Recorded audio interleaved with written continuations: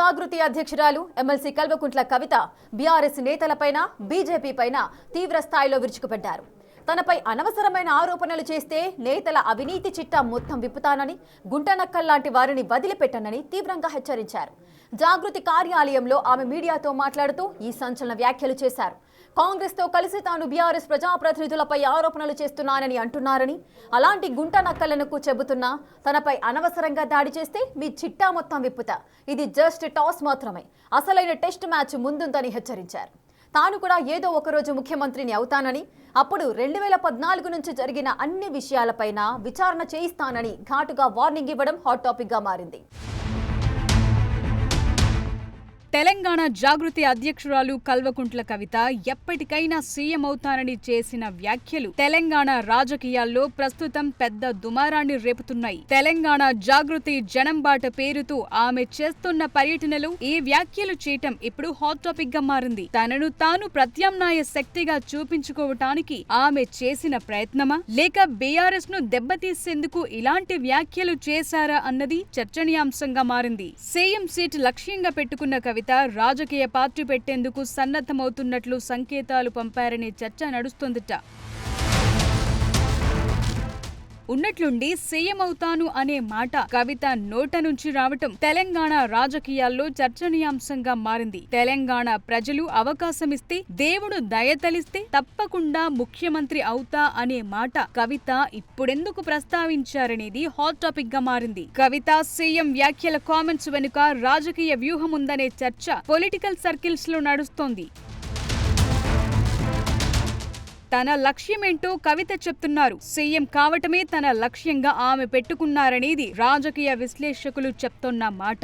Liquor scam లో arrest అయి జైలుకు వెళ్లొచ్చిన తరువాత రాజకీయంగా బలపడాలనే ఆలోచనలో కవిత ఉన్నట్లు టాక్ నడిచింది. బీఆర్ఎస్ లో ఉంటే నలుగురిలో నారాయణ అన్నట్లు ఉంటామని కవిత భావిస్తున్నట్లు చెప్తున్నారు. ఎందుకంటే బీఆర్ఎస్ లో ఉంటే కవిత లక్ష్యం చేరలేరనేది వాస్తవం. బీఆర్ఎస్ లో అధినేత కేసీఆర్, వర్కింగ్ ప్రెసిడెంట్ గా కేటీఆర్, కీలకంగా ఉన్న హరీష్ రావు ఉన్నారు. వీళ్ల మధ్య తాను సీఎం పీఠం అధిరోహించే అవకాశం కవితకు ఎట్టి పరిస్థితుల్లో లేదనేది విశ్లేషకుల మాట. ఈ విషయాన్ని గ్రహించే కవిత వ్యూహాత్మకంగా అడుగులు వేసి కార్ పార్టీలో నుంచి బయటకొచ్చారంటున్నారు. ఇంట్లో గొడవలు అనే విషయాన్ని బయటకు పంపుతున్నా రాజకీయంగా తన లక్ష్య సాధన కోసమే కవిత అడుగులు వేశారన్నది టాక్.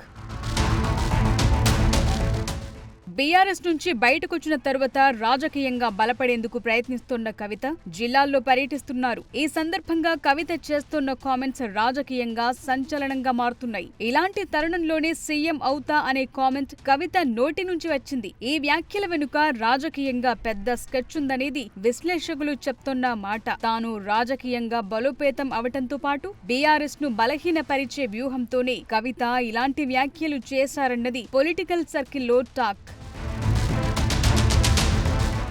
కవిత జిల్లాల పర్యటనలో స్థానికంగా బీఆర్ఎస్ నేతలను టార్గెట్ చేస్తూ కామెంట్స్ చేస్తున్నారు. BRS working president KTR, trouble shooter గా ఉన్న హరీష్ రావును కూడా కవిత వదలటం లేదు. 10 ఏళ్ల బీఆర్ఎస్ పాలనలో జరిగిన అక్రమాలను బహిర్గతం చేయటం, నాయకుల అవినీతి చిట్టాను బయటపెట్టడం ద్వారా బీఆర్ఎస్ ను వీక్ చేయాలనే ఆలోచనలు కవిత ఉన్నట్లు సమాచారం. 10 ఏళ్ల పాలనలో బీఆర్ఎస్ ఏం అభివృద్ధి చేసిందో కార్ పార్టీ నేతలు గట్టిగా చెప్తున్న సందర్భంలో ఆ పార్టీ నుంచి బయటకు వచ్చిన కవిత 10 ఏళ్ల పాలనలో జరిగింది ఏమీ లేదు అనే విధంగా కామెంట్స్ చేస్తున్నారు. కార్ పార్టీ హయాంలో జరిగిందేంటనే విషయాన్ని అర్థమయ్యే విధంగా కవిత వివరించడం ద్వారా బీఆర్ఎస్ నేతలు చెప్తున్న అంశాల్లో ఏదో మతలబుందనేది ప్రజల్లో చర్చ నడుస్తోంది.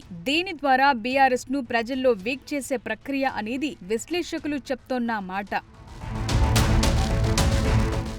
ఓవైపు బీఆర్ఎస్ ను బలహీనపరచడంతో పాటు ఆ పార్టీలో ముఖ్య నేతలే టార్గెట్ గా కవిత వ్యాఖ్యలు చేస్తున్నారు. 10 ఏళ్ల కాలంలో ఎమ్మెల్యేలుగా వ్యవహరించిన నేతలు చేసిన అక్రమాలు, అవినీతి చిట్టాను, స్థానికంగా జరిగిన దోపిడీ అంశాలను వివరాలతో సహా ప్రజలకు వివరించే ప్రయత్నం చేస్తున్నారు. దీంతో బీఆర్ఎస్ నేతలు ఎప్పుడు ఎవరి మీద ఆమె బాంబులు పేలుస్తారు అని ఆందోళన చెందుతున్నారట. దీని ద్వారా నేతలను బలహీనపరిచే వ్యూహం ఒకటైతే, మరోవైపు బీఆర్ఎస్ లో అసంతృప్తిగా ఉన్న నేతలను తమ వైపుకు తిప్పుకునేందుకు కవిత కార్యాచరణలో ఉన్నట్లు గుసగుసలు వినిపిస్తున్నాయి. ఎందుకంటే ఇప్పుడున్న పరిస్థితుల్లో అధికార కాంగ్రెస్ పార్టీ నుంచి కానీ బీజేపీ నుంచి కానీ కవిత వైపు వెళ్లేందుకు నాయకులు ముందుకొచ్చే అవకాశం లేదు. దీంతో కార్ పార్టీ ఆవిర్భావం నుంచి ఉన్న కవిత ఆ పార్టీలోని నాయకులను తన వైపు తిప్పుకునే విధంగా స్కెచ్ గీస్తున్నారట. కవిత తన మనోగతమేంటో బయటపెట్టినప్పటికీ దాన్ని సాకారం చేసుకోవాలంటే రాజకీయంగా తన ముందు అనేక సవాళ్లున్నాయి. రాజకీయ పార్టీ ప్రకటించడం దగ్గర నుంచి పార్టీ నిర్మాణంతో పాటు బలమైన నాయకురాలుగా తెలంగాణలో ఎస్టాబ్లిష్ కావాలి. ఎంపీగా పనిచేసిన అనుభవం, ఉద్యమ సమయంలో రాజకీయంగా వేసిన అడుగులు, 10 ఏళ్ల పాటు బీఆర్ఎస్ లో జరిగిన పరిణామాలు దగ్గరగా చూసిన అనుభవం ఉంది. ప్రజా సమస్యలపై ఆమెకు పూర్తి అవగాహన ఉందనేది జాగృతి నాయకురాలు కవిత ఉద్దేశించి చెప్తోన్న మాటలు. ఇంతవరకు బాగానే ఉన్నా రాజకీయంగా బలోపేతం అవటం చాలా కష్టంతో కూడుకున్న విషయం. కాంగ్రెస్, బీజేపీ, బీఆర్ఎస్ లకు ప్రత్యామ్నాయంగా ఎదగాలంటే ఏ స్థాయిలో పని చేయాలన్నది కవితకు తెలియంది కాదు. అందుకని పార్టీ నిర్మాణం, నేతలను తన వైపుకు తిప్పుకునేందుకు కవిత టార్గెట్ గా పెట్టుకున్నట్లు సమాచారం. గులాబీ పార్టీ పెట్టినప్పుడు అందరూ అలానే అన్నారు, ఇప్పుడు నన్ను అలానే అంటున్నారు అనే విషయాన్ని కూడా కవిత ప్రస్తావిస్తున్నారు. ప్రజలు ఆశీర్వదిస్తే తెలంగాణకు మొదటి మహిళా ముఖ్యమంత్రి అవుతానంటున్నారు. ఏదో ఒకరోజు తాను కూడా ముఖ్యమంత్రి అవుతా అనే కవిత కామెంట్స్ పై సోషల్ మీడియా వేదికగా చర్చ నడుస్తోంది. మొత్తంగా ఆమె వ్యాఖ్యలు బీఆర్ఎస్ లో అంతర్గత విభేదాలు, ఆ పార్టీ నేతల తీరును ప్రజల ముందు బహిర్గతం చేస్తున్నాయి. కవిత తనను, తన భర్తను టార్గెట్ చేసిన వారిపై ప్రతీకారం తీర్చుకుంటారనే సంకేతాలు పంపటం ద్వారా తన రాజకీయ లక్ష్యమేంటో చెప్పకనే చెప్పారనేది పొలిటికల్ సర్కిల్స్ టాక్ నడుస్తోంది. మరి తన లక్ష్యాన్ని చేరుకునేందుకు కవిత ఏ విధంగా అడుగులు వేస్తారన్నది వేచి చూడాలి.